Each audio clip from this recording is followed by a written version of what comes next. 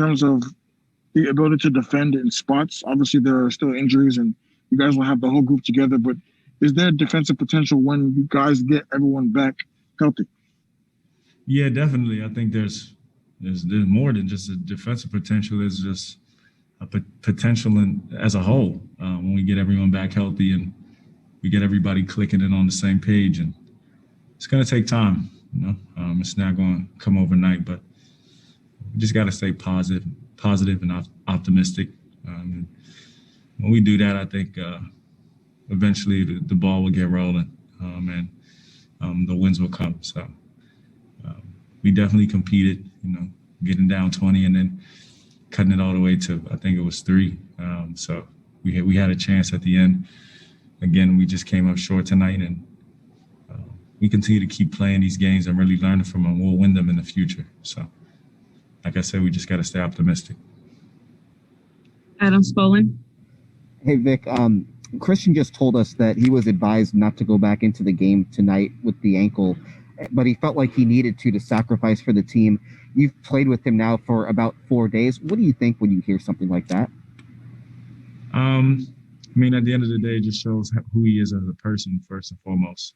Not only a basketball player, but his willingness to put his body on the line for his teammates and the team just shows what kind of human being he is. And we're fortunate to have him. Rachel Nichols. Hey, Vic. Hi, Rachel. Doing a project about Kobe Bryant, and I'm asking guys what they remember from the very first time they played against him.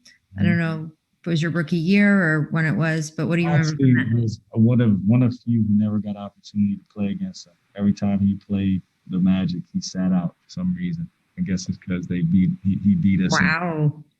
Or he beat the Magic in the finals, so he didn't need to share any memories of that. So, but I was fortunate enough to have a relationship with him, a small one that was kind of under wraps that nobody really knew about. So, and he was always willing. And when I say willing, he was just a willing teacher, always willing to respond, always willing to give advice, and always willing to help me when I needed it. So he is definitely missed, not only by me, but the entire world misses Kobe Bryant.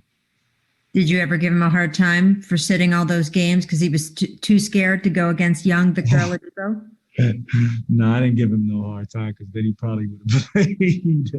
So I probably should have. But I let the GOAT be the GOAT, man. If he ain't want to play, he ain't want to play. You know what I'm saying? So, but I'm lucky I got to share some type of moment with him, and I miss him as well. That's awesome. Thanks. Mm-hmm. Brian Bearfield. Victor, this is your second game playing in Coach Silas's offense. Can you tell us, some of the positives that you can take away from it? And also, Christian said that you all want to have a conversation tomorrow about getting on the same page when it comes to lob passing and lobbing towards the rim for him to get him more involved.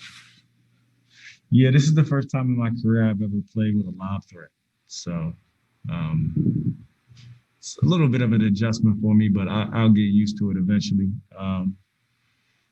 And the offense, it's free. It's free flowing. And it's obviously I'm still trying to get used to that as well. But for the most part, it's still basketball and still about making reads and reading the game. And I think in the first half, I could have did a better job of reading the game. But in the second half, I regrouped and played a little bit better. But at the end of the day, it's growing pains. So just got to keep taking it one day at a time, and just keep getting better. Learn from losses, learn from wins too, and just keep getting better and build a level of consistency. Thank you.